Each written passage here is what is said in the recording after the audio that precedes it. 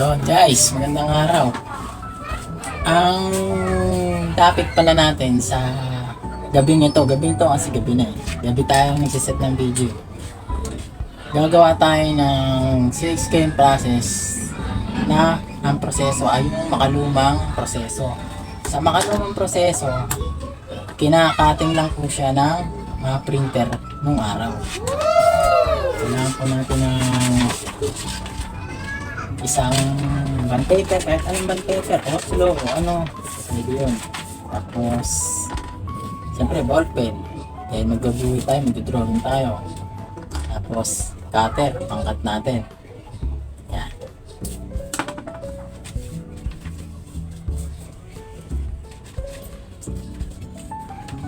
Wala akong gamit na ruler. Ito yung gamitin natin.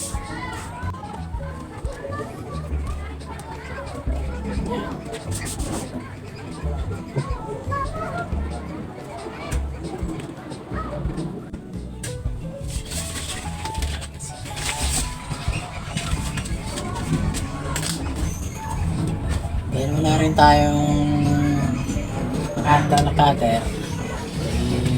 Wala eh, garan lang eh. Ang gagamitin natin is cutter kung papalapag ito.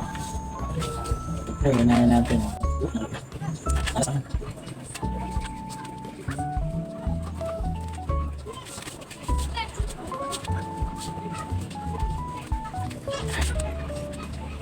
Hindi ko lang kaya kung mapapansin nyo. Wow! Nakakumita natin yung letter R. Yan, nakaset na yan. Gagawin natin yan. Kailangan natin play na mesh. Para yun ang pagbabagsakan natin ito. Okay. Dali lang. Kunin natin yung mesh. Nga po pala yung mesh. Screen mesh. Sa paggawa po ng mesh, meron po akong video na topic po natin yung screen mesh. Yeah. Check nyo na lang po sa mga videos natin. Yan. Bali sa part na to, gagamit tayo ng tape. Siyempre, dun sa dito, sa ano natin. So, siyempre, pintura natin. Ang lalagay pala natin pintura, color blue para kita po siya. Siyempre, gagamit din po tayo ng squeegee. Simulan na po natin para makita po natin kung paano po ganapan. Yung cutting process, screen cutting process. Pinipit ko lang siya kasi masyado siyang malaki.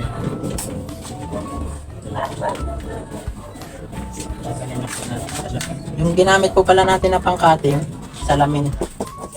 Pero pwede din po ng mga rubber cutting. Pero salamin po kasi para sa rubber. Oh. Yan na.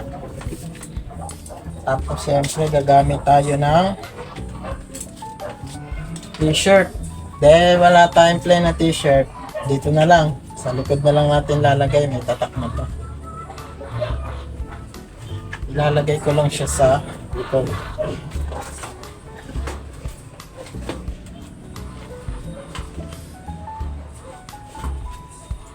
Hindi ko na po masyadong sinet yung mga screen natin.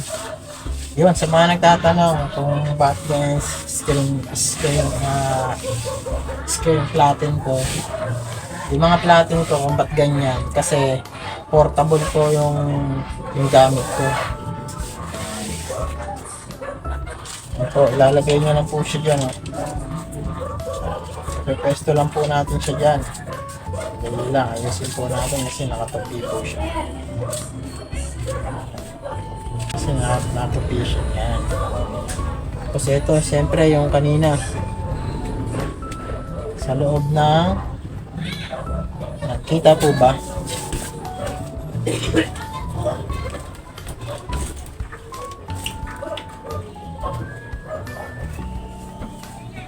Yan. Bali nandiyan na siya, nakaganyan na siya. Ipapatong naman siya natin. Bahala po kayo kung saan ano, basta may surface po siya na kailangan tatama po yung ano natin. Ayan. Nandiyan na po.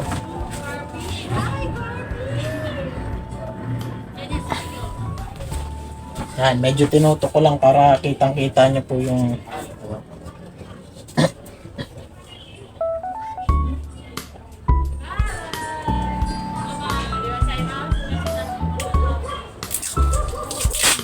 nalagay ko lang siya sa mga paligid na sa mga paligid na ito para po hindi siya matamaan.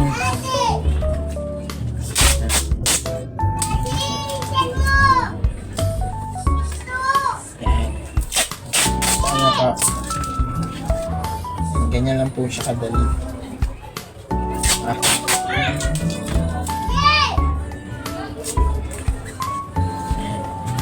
Tapos yun, kukuha po tayo ng pintura po natin. Squeegee.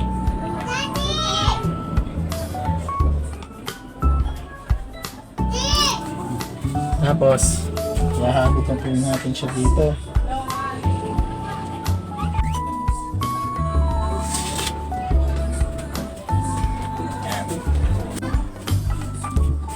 Yan. Okay na po. Yun lang po. Guys, yun lang po. At maraming salamat. Napakita po natin yung cutting process na cut out po natin. Paano po natin ginawa yung letter.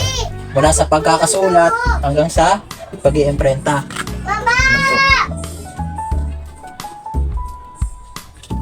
Yun lang po guys.